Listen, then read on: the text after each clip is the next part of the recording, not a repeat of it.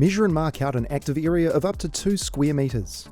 This will be used for touch commands. It can be almost any shape, but long stripes need to be at least 400 millimeters wide. Use the supplied template over switch plate areas to mark out where the coating must not be applied, as well as the cutout position for the SmartLink cable. The use of masking tape makes this easier.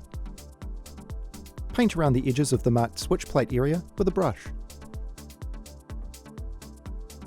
Use one of the recommended rollers for the main active area and a brush for any corners if needed. Apply the coating, taking care to feather the edges as shown here to avoid thick edges showing through subsequent coats. After the first coat is dry, apply coating to the back of the SmartLink pad as shown. Immediately attach to the cutout position using the pins provided.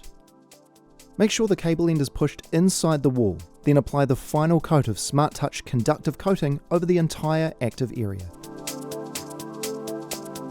After at least 12 hours, measure the electrical resistance of the SmartLink cable to the wall and then test at 500mm overlapping sections across the active area of wall.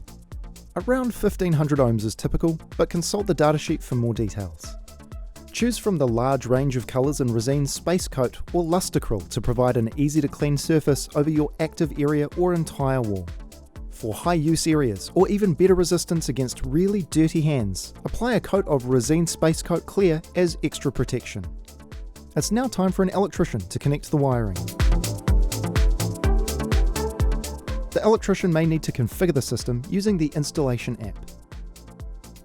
Double tap the active area of the wall to control the lights.